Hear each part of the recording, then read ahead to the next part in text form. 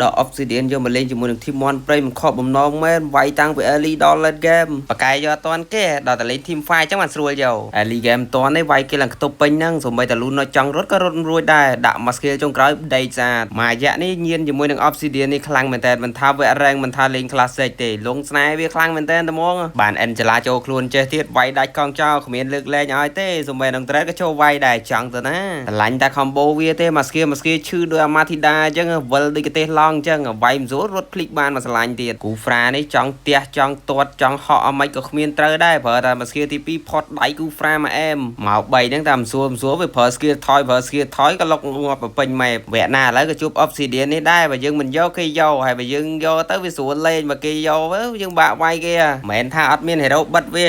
វាមកកណោតែខ្លាចតែប៉ះ team កោតែដល់ពេលអញ្ចឹងទៅសុកចិត្តយកឲ្យបានមុនគេហើយបើមកតែគាត់ចង់លក់ account mobile ប្រញាប់លុយអាចយកមកលក់ខ្ញុំបានគឺខ្ញុំទទួលទិញចូល stock រហូតអ្នកទាំងអស់គ្នាបើសិនជាចង់ទិញ account កុំភ្លេចចូលទៅមើលក្នុង story page UG Gaming account ទិញពីកន្លែងខ្ញុំទៅអ្នកគ្នាមិនបាច់ភ័យខ្លាចមានបញ្ហាទេគឺខ្ញុំធានាសុវត្ថិភាពជូនលើការ retrieve តែម្ដងខ្ញុំបញ្ជាក់បើសិនជាចង់ទិញឬមួយក៏ចង់លក់កុំ comment ខាងក្រោមវីដេអូពីព្រោះពេលដែលអ្នកនរគ្នា comment អញ្ចឹងទៅវាធ្វើឲ្យអ្នក fake page របស់ខ្ញុំអីហ្នឹងគឺវាឆាតទៅអ្នកនរគ្នាអញ្ចឹងបើសិនជាមានបញ្ហាអីខ្ញុំអត់ទទួលខុសត្រូវទេព្រោះនៅតែមានអ្នកចាញ់បោកវាក៏លេងមកមើល game យើងវិញគ្រាន់តែយើងលោឈាមអញ្ចឹងកញ្ញាលូននោះគេចង់ស៊ីយើង Angela ចូលខ្លួនហើយចាំការហក់ទៅវាយវិញដេកសាទនិយាយមែនតើណាដៃ Golden ឥឡូវដល់ Obsidian នេះយកមកលេងនិយាយថាពេញនិយមខ្លាំងមែនតើដោយសារតែវាឈឺតាំងពី early ដល់ late game ជាពិសេស stack របស់វានឹងមកនិយាយថាតែងក៏ទប់ដើម្បីវាអត់ជាប់ដែរហើយអ្នកទាំងអស់គ្នាដឹងអត់ខ្ញុំចង់បង្កើត website ដាក់ពេចផ្ទាល់ខ្លួនឯងមួយថាតាក់ទងតាមណាអញ្ចឹងបើសិនជាអ្នកទាំងអស់គ្នាដឹងកុំភ្លេចជួយ comment ម្នាក់មួយផងព្រោះមានអ្នកឲ្យខ្ញុំដាក់ពេចច្រើនអញ្ចឹងទៅក៏ចង់បង្កើត website ដាក់ពេចផ្ទាល់ខ្លួន